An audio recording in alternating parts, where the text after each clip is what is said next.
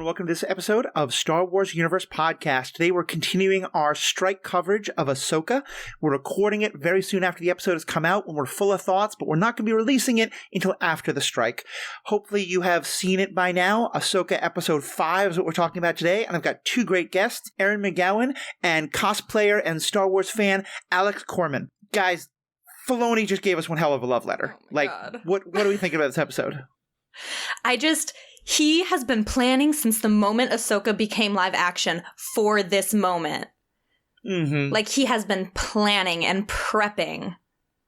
Yeah, I feel like they finally gave him the reins to Star Wars, and he's just been plotting for years on how he can bring the universes he created in Rebels and the Clone Wars into this live action sphere, and this episode was that culmination.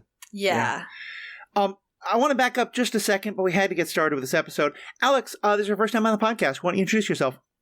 Yeah, hey everyone. My name is Alex. I am 26. I use he, him pronouns. I currently live in Minneapolis, Minnesota. I work as a photojournalist, and in my spare time, I pretty much do all things Star Wars. So I'm really excited to be here.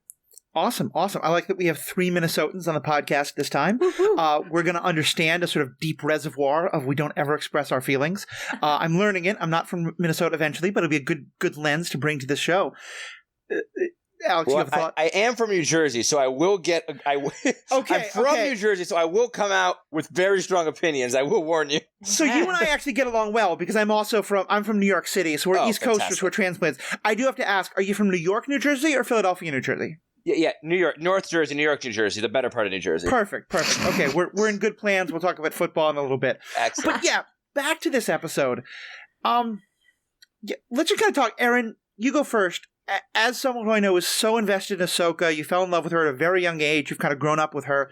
What was it like to go back to seeing young Ahsoka on screen with Anakin, seeing older Ahsoka on screen with Anakin, seeing the culmination of that journey they've been? Sum up the most emotionally impactful thing that's happened to you this year in 30 seconds on air, if you don't mind. Just like tears streaming down my face. Like, oh my God. Like the immediate, when she fell and it did that dust, I had this feeling. I was like, it's going to be a flashback. It's going to be a flashback. And then like you started to see her and I was like, oh my God. Like started like freaking out and I saw a clone go by and I lost it. I was like, oh my God. My parents were like, I go, no! And my mom's like, what's wrong? And I'm like, it's so good. Like, you don't understand what's about to happen. Like, oh my God. So I just loved it. Let's give a quick summary for those who either haven't seen the show, in which case I really am questioning your life decisions, but I'm happy you're here listening and we can get you brought up to speed, or those who may have seen it a couple months ago but are only listening to our coverage now. So the summary is, while investigating Ahsoka's disturbance along with his mother, Jacen Syndulla senses that Ahsoka is in the world between worlds. They never use that language, but we'll talk about that in a bit. Revealing his own connection with the Force, which also was huge. Anakin explains to Ahsoka, because Anakin is there, Anakin explains to Ahsoka that he'd been watching her through the Force and deduces that her loss with Skull is partially due to her unresolved guilt over the events that drove them apart. Ahsoka loses a duel with Anakin and relieves fragments of her past during the Clone Wars, relives. Ahsoka refuses Anakin's teachings, determined to not be held back by the past, leading to another duel between them. Ahsoka wins, accepting that she wasn't part of the reason for Anakin's downfall, and chooses to live. Ahsoka is recovered by Syndulla's crew, but Syndulla is contacted by Mothma, who informs her that the New Republic forces are en route to take her and Ahsoka into custody. Just before they do, Ahsoka recruits a pod of Purrgil to take her to Ezra, while Syndulla stays behind. That was a great summary. Yeah, that was a great summary. It doesn't capture the pure emotion and mind-blowingness, but it nails all the facts. No, yeah, I wish I could take credit for it. The wiki page for Ahsoka is really on board. Often they give kind of the we don't want to spoil you. This time they're not worrying about that. They're just like, here's the spoilers. Here's what happened in the episode. So, yeah. Beautiful. Let's talk about Ahsoka and Anakin. Because I have to admit, about 5 minutes into the episode, I was really unsure how I was going to feel about it. Mm-hmm. I know these are fighting words, and for me, I have said on a couple of occasions that I really want to see the moment when Ahsoka learns that Anakin turned back, like whether that's from Luke or from Anakin himself or whatever it was. And also, I don't love mystery boxes. I like to know what is actually happening. And we didn't really get an explanation of what was going on. And we kind of jumped into this thing where it felt at first like this was just going to be more of Anakin and everything was fine training Ahsoka. And we quickly realized, about quarter, third of the way into the episode, we realized that was not happening. But at first, my hackles were pretty far up. How did you all respond to the first couple minutes of this? I also was at the very beginning. When they met, I was expecting flashbacks to be exactly what they were, flashbacks. But it felt more like Ahsoka was being brought on this journey by at least some version of a sentient Anakin, which to me, it does make sense, seeing as, he was created by the Force. So it makes sense if anyone could, sustain their, consciousness after death to this degree and move through the Force and through time, it would be him as a guide. But I also was, the whole episode, I was waiting for the apology from Anakin or some moment of Ahsoka realizing he'd come back to the light. But at the end, it didn't bother me because I felt like there was still a resolution that was coming from the very beginning. I don't know. What do you think, No, I Erin? totally agree, because I wanted the same thing. I wanted them to have some sort of closure. I wanted them to talk through things, and we got nothing like that. Mm-hmm. But the episode ended, and it just she did her what I call Gandalf the Grey to Ahsoka the White. Yeah. She did that, and she came back, and just everything about her presence was lighter. It was Ahsoka again. She smiled. I have no idea. She's making jokes to a droid who she knows doesn't care. You're so right. No, I picked up on the same thing. There's a very distinct difference between pre-Siege of Mandalore Ahsoka and post-Siege of Mandalore Ahsoka. Mm-hmm. Yeah. And she has carried this, especially in Rebels when she realized that Vader was Anakin, she has carried this guilt and this heaviness for so long, and it felt like this is going to free her, and we're going to see new levels of skills and abilities and just trust in the Force and herself. And I think this will help her bridge the gap that's been holding her back from training Sabine once she's able to find her. Mm-hmm. Yeah, I totally agree. Like I said, it was those first few minutes that bothered me, and I think it was really when he kind of knocks her off the bridge and she falls, and we're back in the Clone Wars, and we get to see some of those moments from her first battle, or one of her first battles, and then get to see the redo of the Siege of Mandalore. That it was just so powerful to me, and I really love that, Erin, we were able to talk a bit last episode about how we were getting a little frustrated with how brooding she was, and there are ways in which I think, for me, this again kind of confirms, I think it's better if they just release all the episodes at once, because I think it would have been not as frustrating if we'd been waiting week for week for week, but it was still just, it made me be like, okay, now I know why they did it. I recognize that they knew they were not doing Ahsoka wrong, that was not what Ahsoka's supposed to be, and it led to this payoff, and it was so worth it. Yeah. Alex, you look like you have thoughts. I just, I actually, from the first episode, I thought the brooniness of her was very reflective of what we saw in Rebels, towards the end of Rebels especially, because of the sudden guilt she was carrying. She, in the Clone Wars, she is so light and... Okay, it's actually... Let me back up for a second. I feel like the Clone Wars show as a whole, Ahsoka... You see Ahsoka mature, and she starts off very, inexperienced and bright and light, and she becomes a little more jaded. Absolutely. And part of that is she's being trained by Anakin Skywalker. And I think that actually hit home more in the live action than it ever did in the Clone Wars. Something just clicked of, oh my God, she was a child soldier being trained under one of the most dangerous and violent Jedi, ever. And it just really emotionally hit. And to me, that trauma that she experienced, it made sense that she's brooding and so, introverted while she's carrying this guilt. And I've been waiting, like you guys have said, for this moment where she could release that guilt and, be free of it. And, I think that we have that finally. No, absolutely. The broodiness made sense to me. And that's why I've been okay with it. You know, like I've said before on the show, I haven't said this to you, Alex, but I watched The Mandalorian before I watched Rebels. So when I saw her on screen in The Mandalorian, I was like, who is this? Okay, look, when Disney bought Lucasfilm, I had this weird beef because I was convinced Disney ended the Clone Wars. And then when they came out with the new cartoon show, I was like, you'll never be the Clone Wars. And I didn't watch it until after it was all done because I was angry. And how do you feel about yourself now? You feel like a fool? I missed a lot. I'll say that. Rebels slaps. Rebels slaps. Rebels slaps. Rebels is mad good. I still personally put Clone Wars above. For those in my generation, they're indicating that they like it.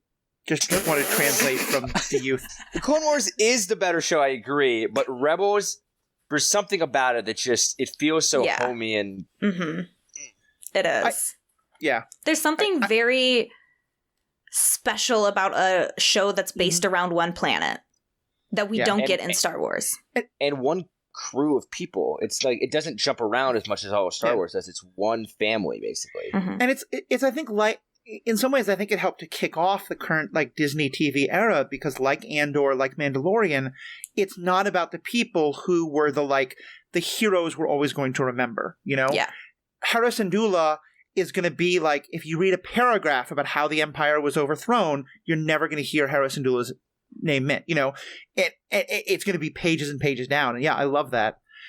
Going back to, I think, the thing about the broodiness, I think part of how it worked in Rebels is that Ahsoka was never the main character. She was the kind of, like, there's the direct object and the indirect object. We never expected much character growth from Ahsoka. She was there to sort of help the plot of everyone else along, and then she got to have her incredible moment and then was gone. And I think I understood her broodiness absolutely and completely. It just wasn't much fun to watch after 2 or 3 episodes, is kind of all my point. And I think, that's fair. I think I would have enjoyed. I think the last 2 episodes would have been a lot more enjoyable if it had all been at once. But I do think that, like, however I feel about how they did the broodiness, knowing that it led to this does make me feel much better about it. That was just more kind of my point. I agree.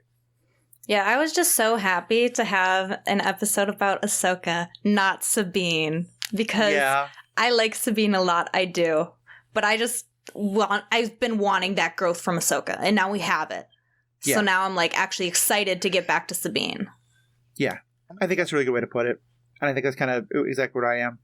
One other cool thing, you talked about her shift from Ahsoka the Grey to Ahsoka the White in a very kind of like Lord of the Rings reference. And the white outfit she's in, it's not just a white outfit, it's the outfit she wears at the very end of Rebels when she comes. And so the timing's a little bit, you know, flunky, but who cares? You know, it was just such a great throwback. The way so much of this has been a great throwback to Rebels all throughout. Yeah, it was so weird seeing Ahsoka with no headband. I've never seen a Togruta's hairline before. Never seen it. My mom was like, what is that? I was like, leave her alone. It's her hairline. That threw me for a loop as well, I won't lie.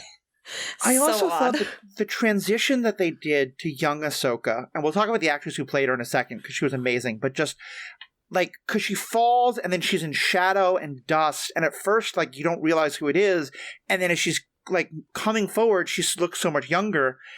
To me, I just was blown away. To me, that was just such incredible storytelling of how they did that reveal, particularly because it's young Ahsoka's body and it's an actress playing her, but it was clearly the consciousness of the older Ahsoka in that, which I just thought was such a brilliant way to tell the story again. Yeah, I loved that the flashbacks were in a sentient way. Like, it was Ahsoka, who she is now, in a flashback, and it's Anakin, who he is now, also in a flashback.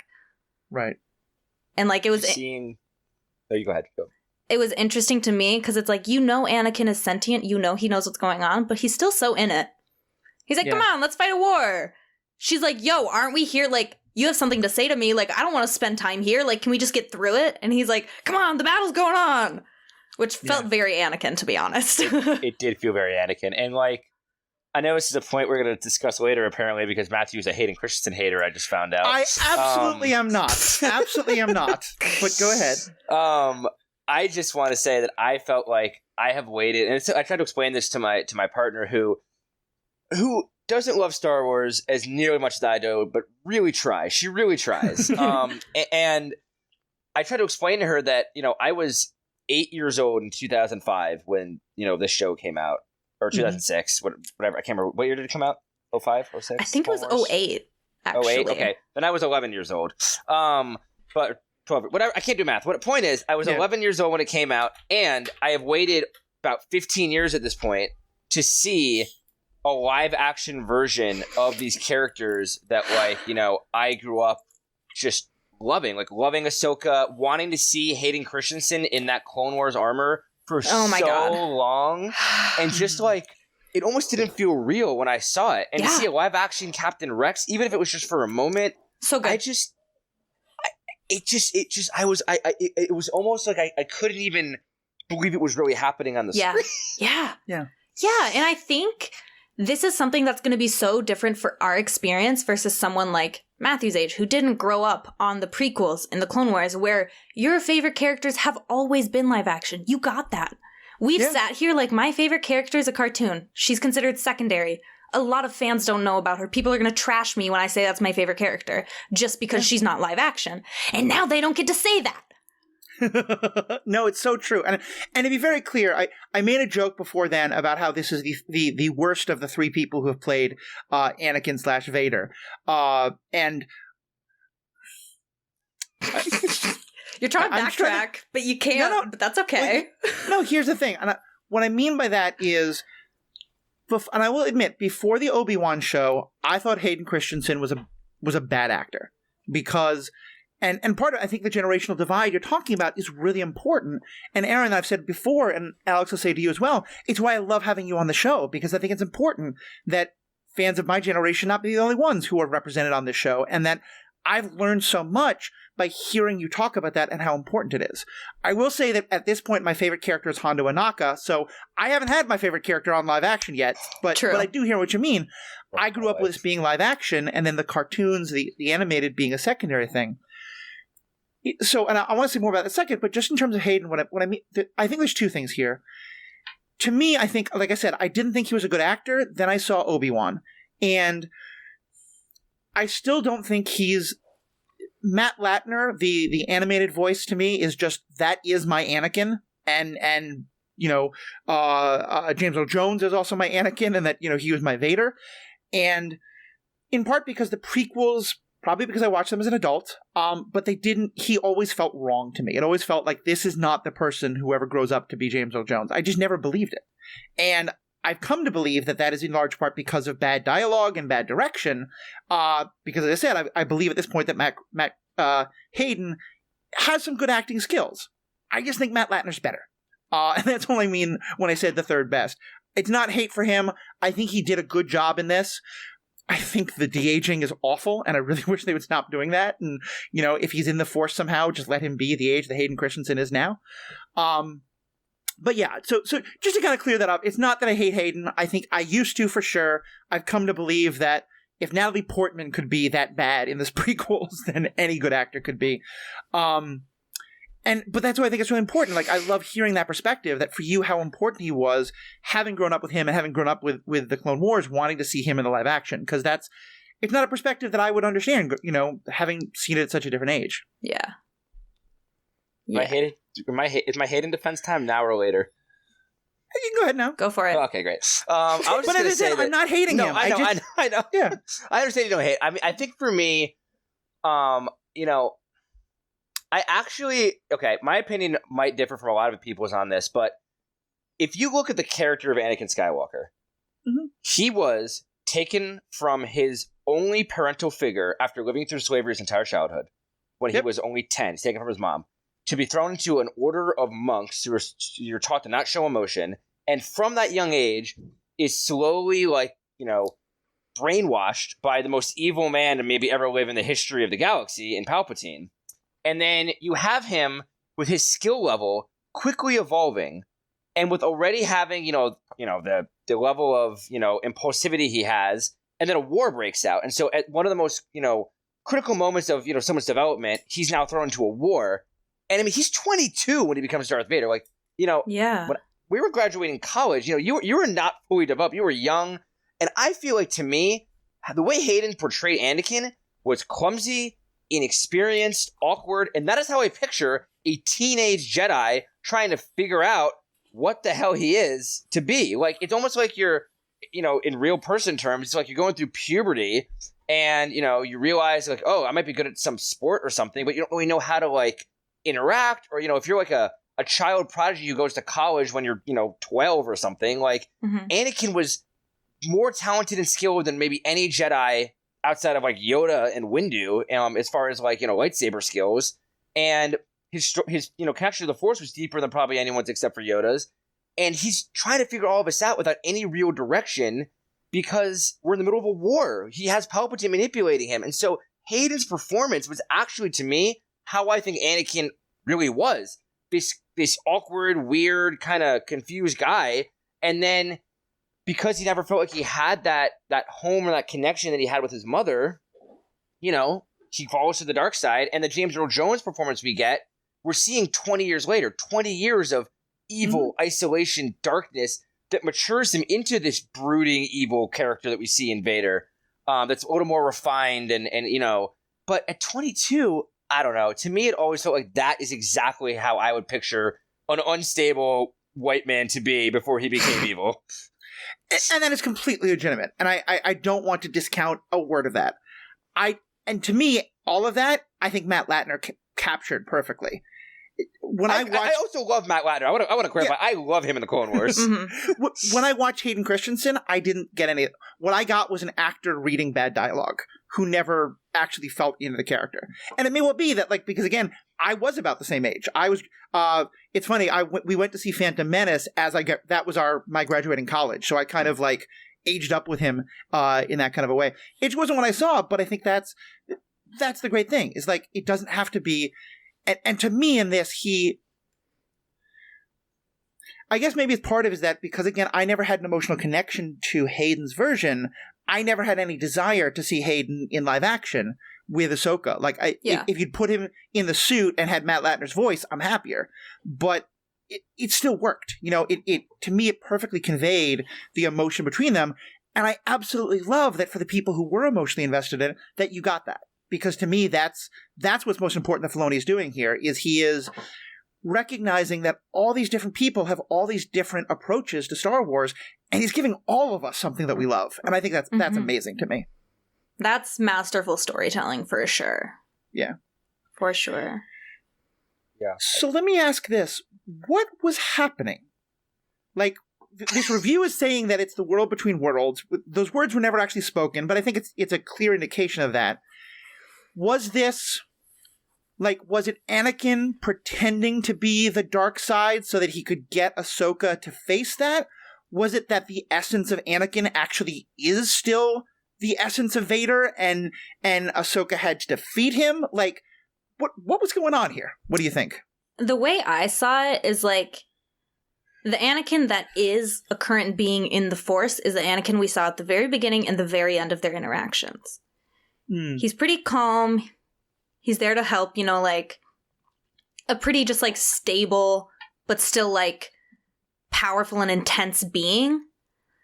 And I think the foreshadowing they had throughout those flashbacks of, like Vader music here and there, like lightning strikes and it looks like Vader, things like that.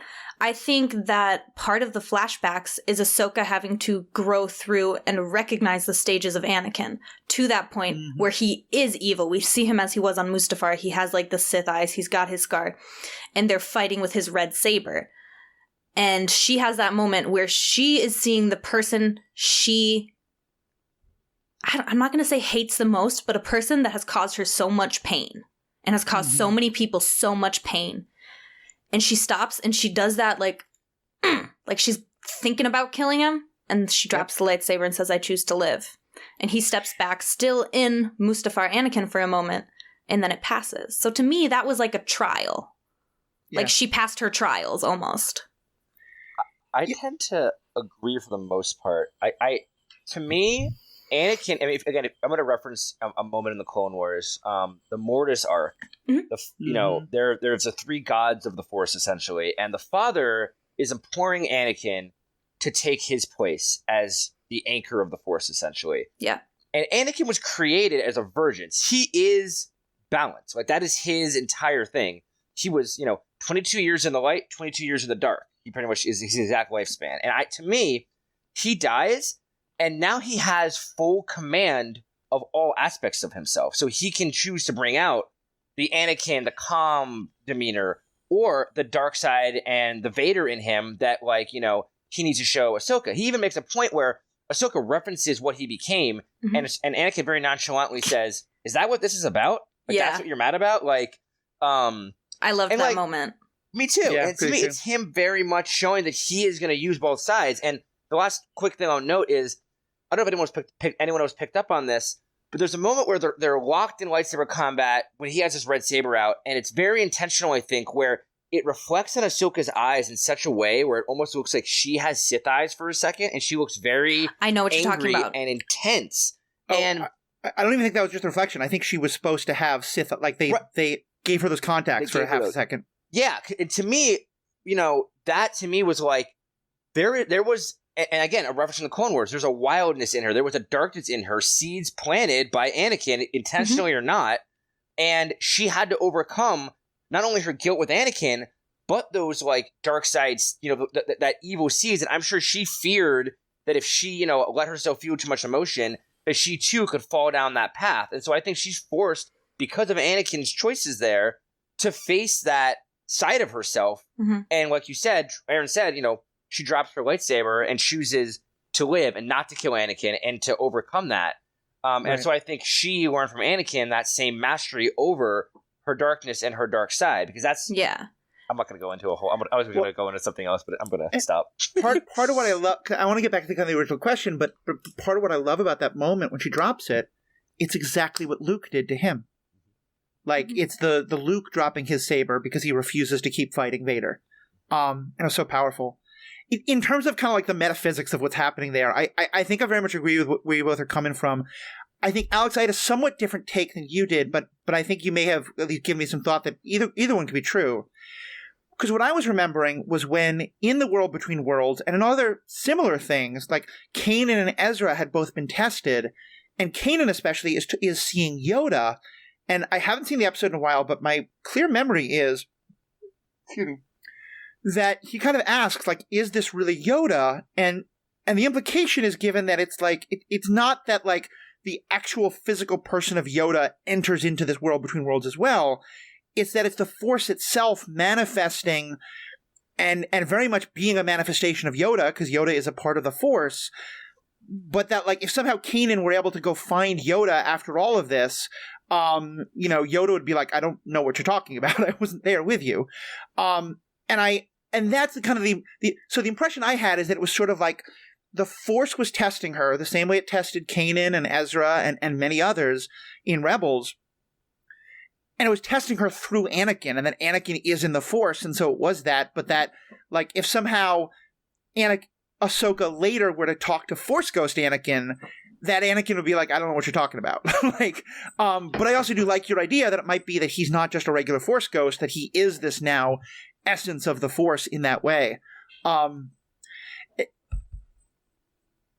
because either way, I think the reason why it mattered to me is because it kind of felt like, to me, Anakin is a fixed point of he has turned back from being Vader. And this felt like it wasn't just one version of Anakin. It was kind of, Aaron, as you were saying, it was Anakin at many different points. It was sort of this culmination of all the different parts of Anakin, especially all the different parts of Anakin that Ahsoka had interacted with. I hear what you're saying. For me, I need that to be Anakin. Otherwise, like, the growth and closure that I feel for my favorite character, Ahsoka, doesn't quite ring the same. Like, that's just how it is to me. I agree. Go ahead. I was just gonna. It's really interesting, Matthew, because I actually never thought of it that way. In my mind, you know, Yoda. I remember very, you know, I'm doing another Rebels rewatch right now, so I saw that episode fairly recently, and Yoda makes a one line where he says, you know, he asks basically, like, where are we? And he's asking, like, you know, what is this place? What am I looking at? And to me, that signified that it was, you know, Yoda making a connection through that World Between Worlds. And I think that the only time, you know, in Rebels that we actually see the physical place is that one episode in season 4. And, even Palpatine, living, breathing Palpatine, is able to find a way to look into it and interact with people through that space. Yeah. So I feel like it is possible for really powerful Force users to, make that connection. Because we've only seen Anakin, Yoda, and Palpatine do it intentionally, I feel like. Kanan, Ezra, and Ahsoka are all tested, like you said. But those 3 Force users, who I would argue are probably the 3 strongest Force users we know of in the universe at this point, were able to access it on their own. So I don't know. That was my thought process, but that's a really interesting point I had never really considered before. To me, that opens up a whole other set of questions of if Yoda actually knew that Kanan Jarrus was around, doesn't that change all the things he says to Luke? But that's a whole other. He knew Ahsoka was around too. He never said. Ahsoka's not technically a Jedi. I'm sorry, Aaron. No, I get it. Well, sorry. Go. I was gonna say.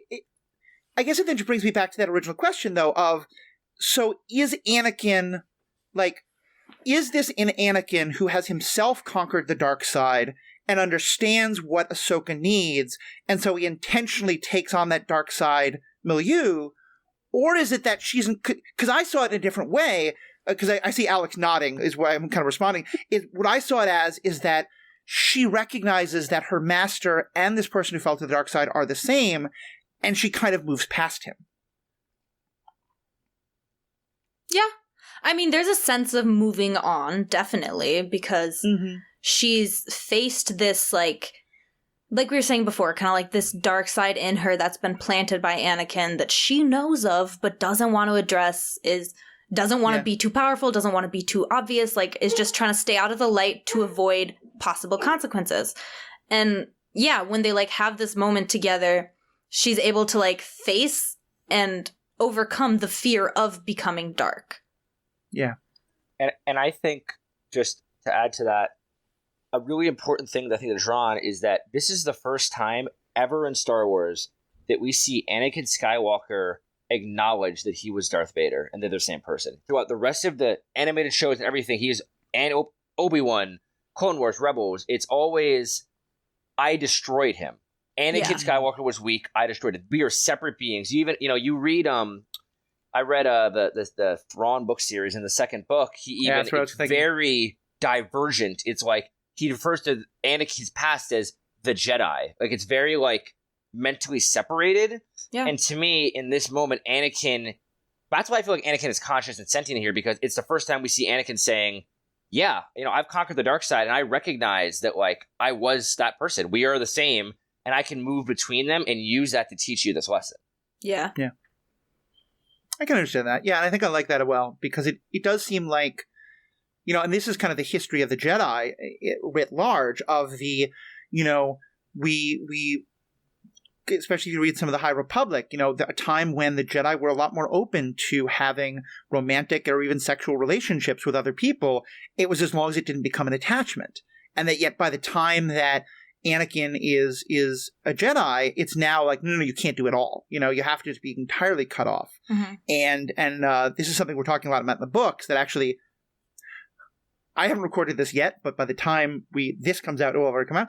I did a great episode with Jedi Starkiller about this a couple months back, about seeing how these relationships have changed. And I think, it to me, it's really powerful. And of course, it makes sense that Ahsoka would have so cut herself off, that she won't train Grogu, that she won't make emotional connections, that she's so worried about connecting with Sabine. And yeah, I think this represents a real shift for her. Mm-hmm. To Sabine, I think it was an interesting moment when Anakin asked her, do you even want a Padawan? And it got me thinking, because it's this whole Sabine-Ahsoka thing, they've both been trying. We haven't seen much of it on screen. A lot of it has happened off screen. But from what we've heard, they both really tried. But they just couldn't stop arguing. They're both very determined, both very stubborn. And so then at the end there, when Ahsoka comes back, she wakes up, kind of asks what happened. Hu Yang says, oh, well, Jacen found you. And she kind of smiles. She's like, Jacen's here. A part of me wondered, maybe Sabine is not the Padawan she's meant to have. And of course, training Jacen is Hera's worst fear. A lot of people don't want that, which is understandable. And maybe I'm completely wrong, but it's just a thought that kind of popped in my head. No, I think it makes sense. And I think that whole thing was so powerful. First of all, we've been asking this for a while. We got Kanan Jarrus mentioned by name. Yes. Which made me so happy. And yeah, it is really interesting. I mean, there's a part of me that, like, every time we acknowledge a new Force powerful person who might need to be trained, my next thought is, so is this someone else who Kylo Ren kills? Because that's like, but yeah, it was just so well done. Let's talk about young Ahsoka for a second, yes. and the actress who played her. So it's Andrea Gonzalez. It is Ariana Greenblatt, who I definitely recognized. I couldn't quite place it. Erin, you helped me realize it is the same actress who played Gamora, young Gamora, in the Avengers movie, and for those who have seen the Barbie movie, plays a very significant teenage role that I'm not going to say anything more about for those who haven't seen Barbie movie yet, but is just an incredible actress in that, although she should have been allowed to go back to wearing black at the very end, but that's a whole other story entirely. Yeah, so she's just an incredible actress. I never for a moment didn't believe that this was the Rosario Dawson aspect of Ahsoka in this person. Yeah, it was incredible. Like, just the emotional age she had. Like, that's the best way I can kind of put it. And also, she must have done hardcore studying of Rosario Dawson and just her facial expressions, because they were so spot on. Like, I don't know, is it just that they actually look that similar, that their faces stretching over their bone structure looks that similar? Or is she that good of an actress, you know? I think it's got to be both. And to me, part of what it really nailed down is, as you both were saying earlier, like how horribly traumatic this was to do not only to adults like Anakin, but to young kids who, signed up to be peacemakers. I just finished, and we did an episode on Rise of the Red Blade, which is a book about a person who becomes an Inquisitor, and she's about Ahsoka's age when she's a Padawan and put into the war. She's maybe a little bit older. And it talks about how traumatic it was for her as a young Padawan. And I always knew Ahsoka was a kid, but in animation, and especially when it's an animated version of a non-human, I think it doesn't quite hit you as hard. And I think it was brilliant to do this, because if it had been Rosario Dawson in those moments, I don't think it would have hit you anywhere near as hard. Like, looking at this, the actress is 16, but she looks like a tiny and very young version of Ahsoka. It hit me so hard of, this is a child who is being put into war. That's very true.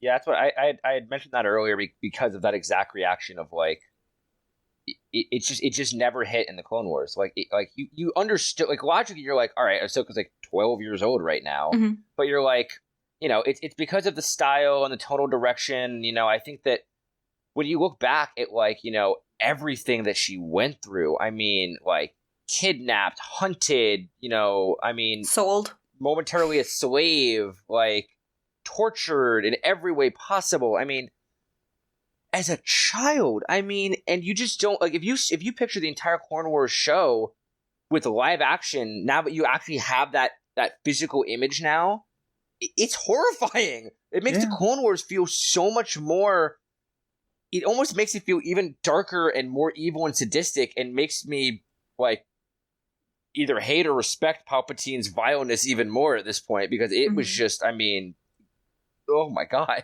Yeah.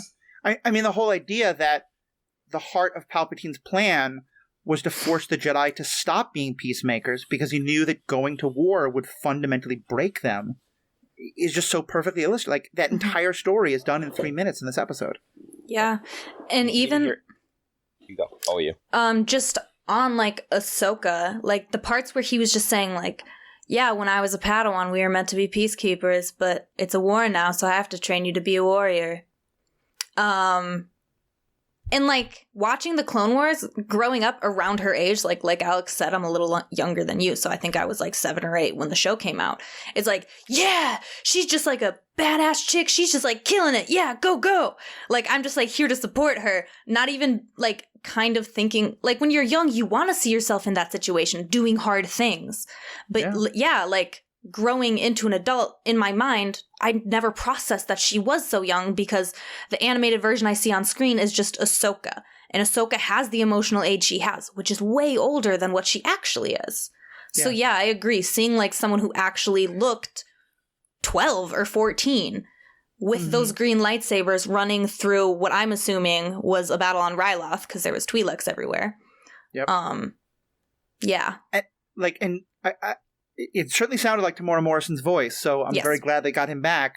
'Cause I know there'd been some talk about like things he had said and Star Wars being mad at him, and I really hope that's not the case. Because he's an amazing actor and they need to keep him around. But just having like him full grown as Rex in the armor, which again was amazing, like literally looking down at this much shorter child and asking, but understanding that he is being commanded by her, it was so effective. So perfect. Saying nicely done, Commander, to an actual child. Yeah. And then seeing live action clones with their like the helmets painted like Ahsoka, because we know that was the Siege of Mandalore. Oh, that broke my heart. That was not the first time I cried, but I definitely had some tears at that moment too. Seeing that with the Mandalorian like Maul painted armor in live action, like I also like what I appreciate is they've been very kind of sneaky about things, because like that entire time I'm like, I really don't know what I'm gonna see. Like they've hinted at Sam Witwer performing some role in this show. Yeah. I'm like, is Darth Maul just going to make a cameo right now in Mandalore? Yeah. Or like, I was we're hoping walking through the whole thing.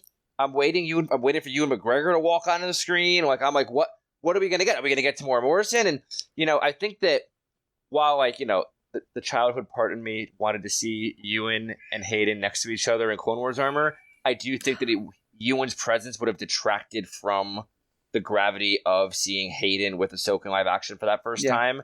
I think it was probably the right choice. But I still want to see it one day. I do have to say, if Sam Witwer had showed up as Darth Maul, I think Ray Park would have very good reason to be very mad that Hayden was in it. Because then have if Sam is Matt Latner in this dynamic. But I hear what you're saying. Yeah, absolutely. But I agree. I think, don't get me wrong, I love Ray Park's physical performance of Darth Maul in Phantom Menace. But his character is 99.9% hashed out in the Clone Wars and Rebels. Yeah. I'd say the same for Anakin, but I know we disagree there. He speaks 3 words. Yeah. He just breathes heavily and looks scary. He breathes heavily, and last we reveal ourselves to the Jedi. It's like the only line in the entire movie. And frankly, it would have been better if he didn't say that. Like, if he was just silent. Yeah, he just silent the whole time, right? But then, like, in the Clone Wars and Rebels, Sam Witwer, he just has such an amazing performance. Like, when I hear. Like, he's someone who I'm like, I hear that voice. I'm like, that's Darth Maul. Yeah. Absolutely. Absolutely. Yeah. That makes sense. Well, there's so much more we can say about this episode, and we have some feedback I want to get to, as well as we will have a bonus section for members. But what are any last points or questions you guys wanted to bring up? Yeah, okay, I'll run through a few. First of all, she said it was one of our first missions. The outfit she was wearing was modeled after her season 3 outfit, so, unsure about that, but I know that they didn't want her in a tube top on live action. I didn't want that either.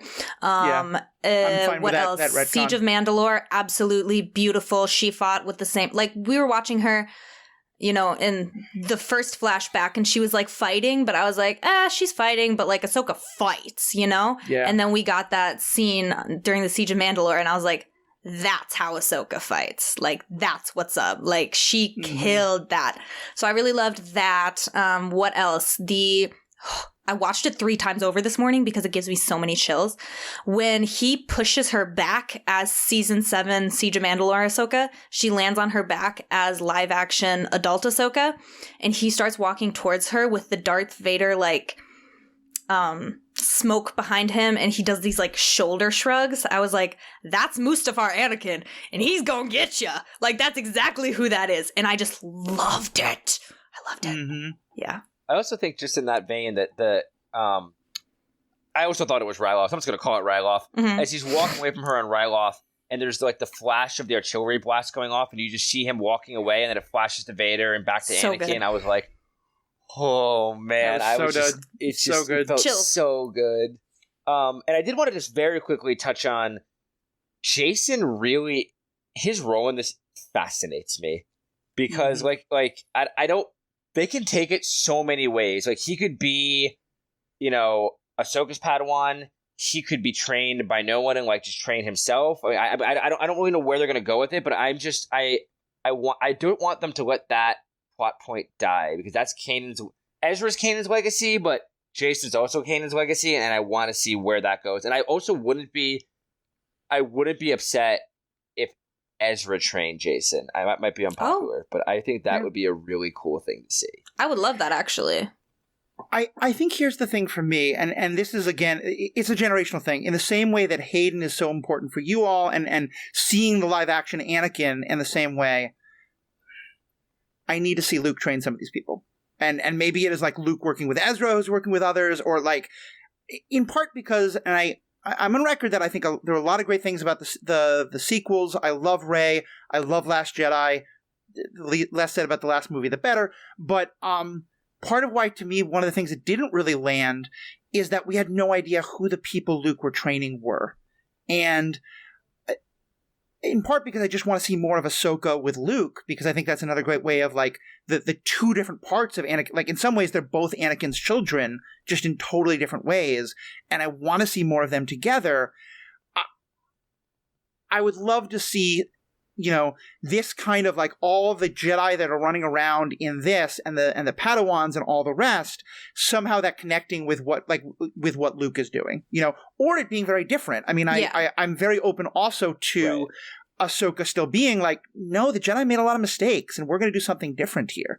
But whatever it is, I just want some, like, because a part of me was also like, when these Force users show up who are doing all these things, why isn't Luke coming into this? I know he shouldn't, and I don't want him to, but it needs to be kind of explained in the plot somehow. So you want acknowledgement of where Luke is and what he's doing.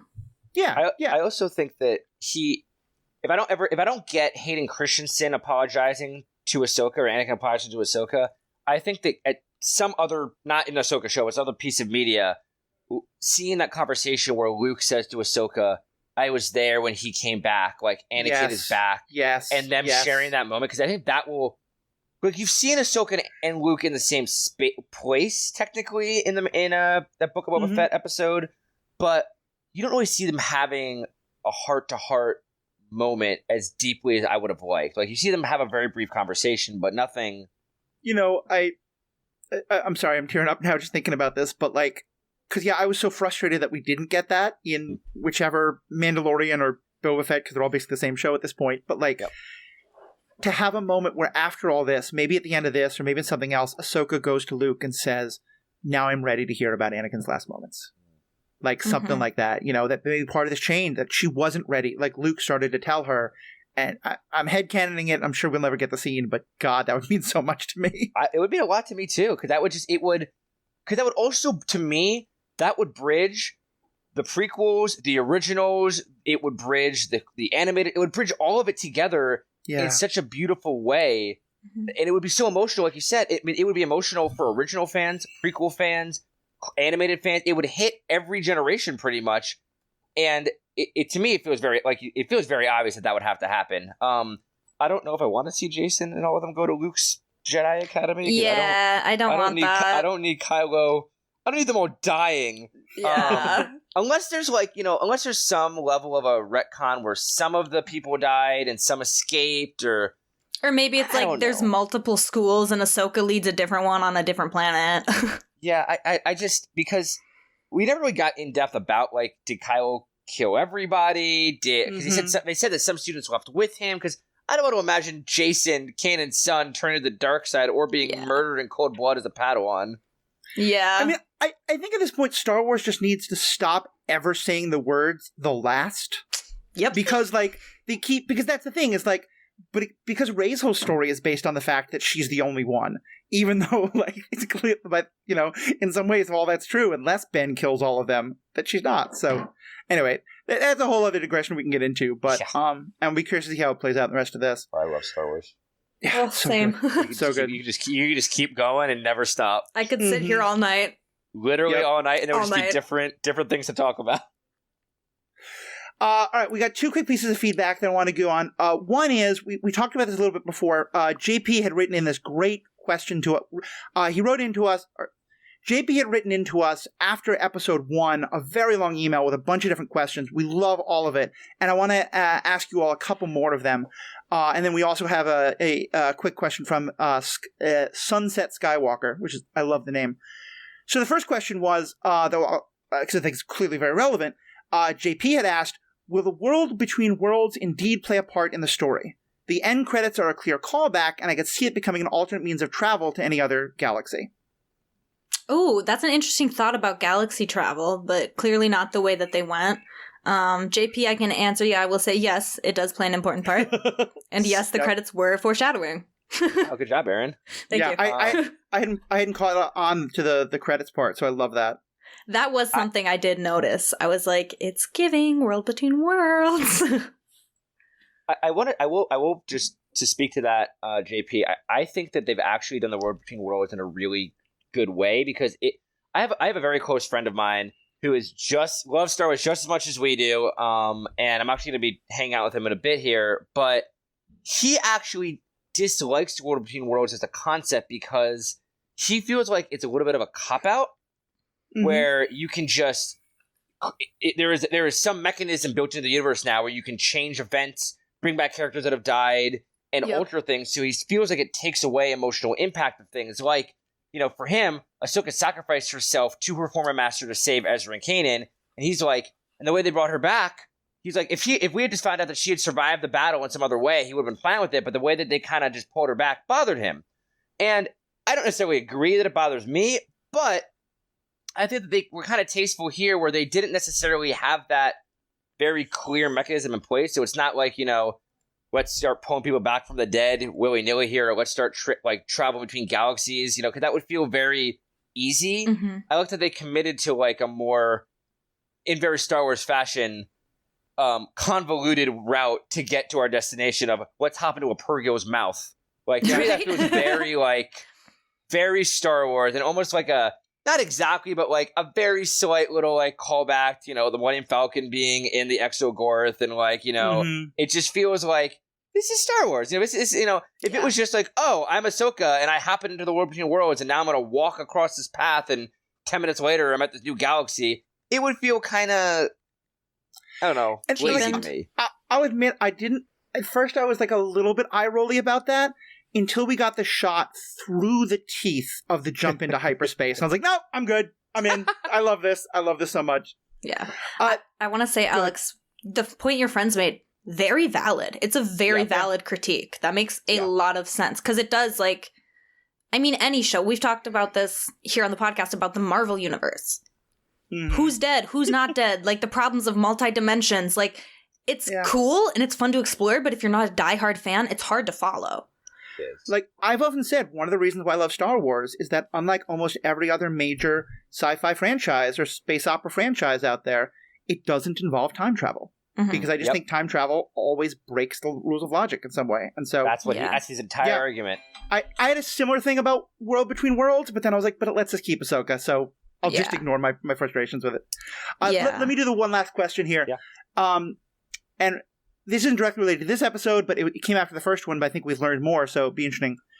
The second question is Baylan Skoll the first Jedi to turn and bring his Padawan with him? Shin Hatai does have a Padawan braid. I think he might be. What was that dynamic like? Did she resist at first? Are they Sith? I don't believe that they're Sith. I'll say that. Real quick, this is a full divulgence, but I wanted to comment on this before we finish the episode. I rewatched the fight with Baylan and Ahsoka after watching the new episode last night. And it was just very interesting to me how she's clearly a more skilled fighter, and he comes at it with brute force, which is kind of how Anakin comes at it sometimes. And so I thought it was very interesting seeing her fight someone with Anakin's style and lose. And at first I was like, this makes no sense. She would totally top him. But then my dad was like, well, she had one hand burned, could only use one lightsaber. I was like, okay, this makes sense. Yeah. Back to the question.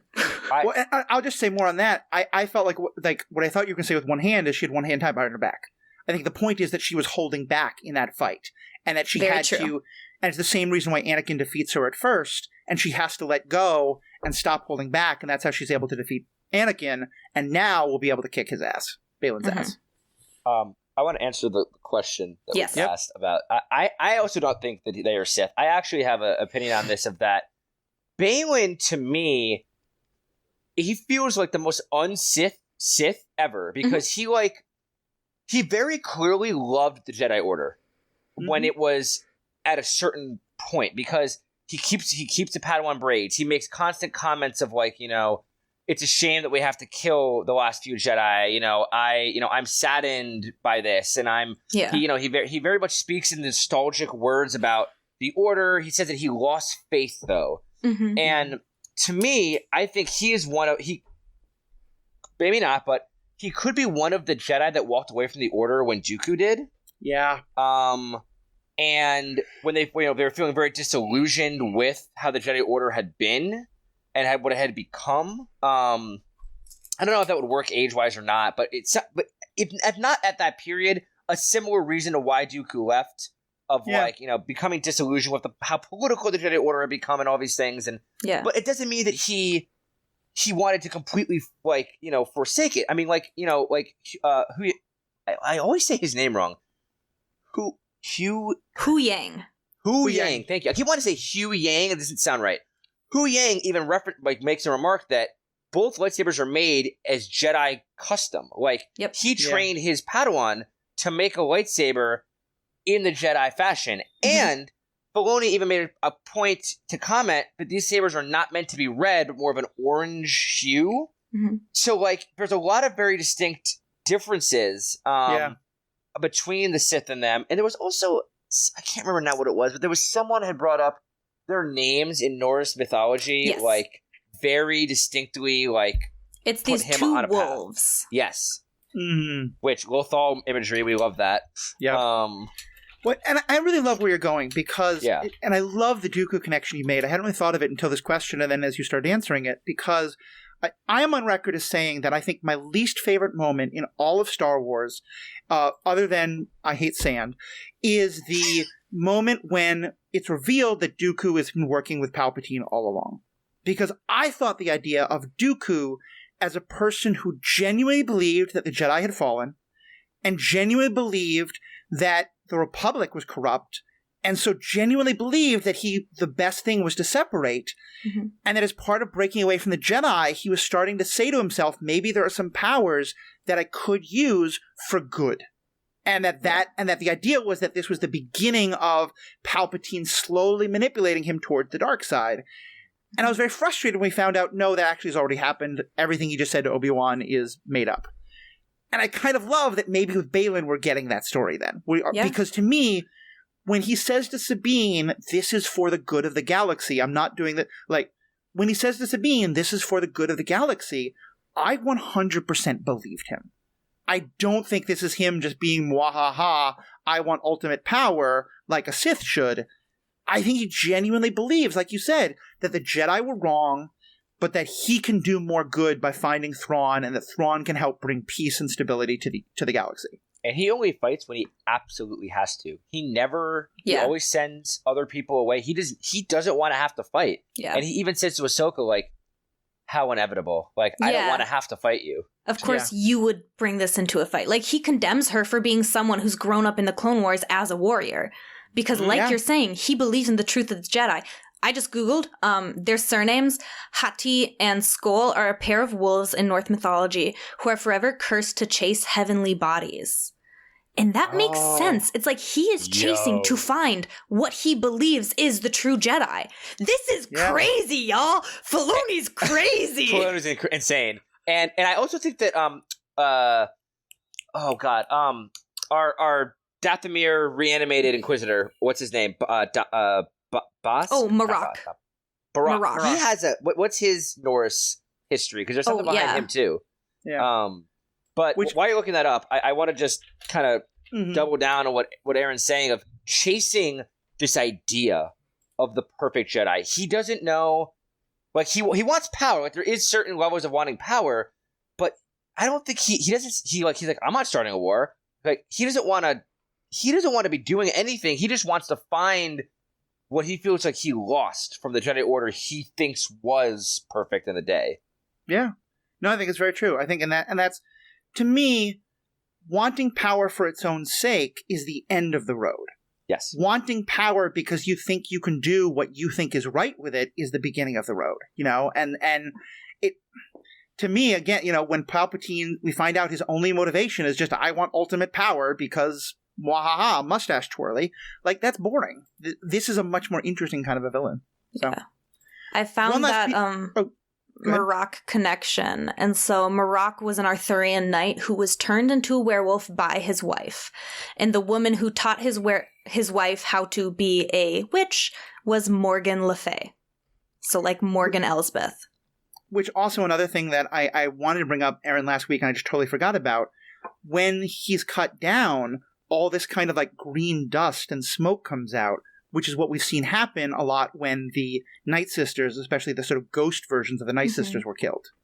So I kind of wonder if maybe that is a like Night Sister somehow. Oh, inside. That is 100% what I have been assuming. That's why I mentioned it. I am 100%. That is what I think happened. Because he has the exact same armor and outfit as the unnamed Inquisitor we saw Eighth Brother, fall. right?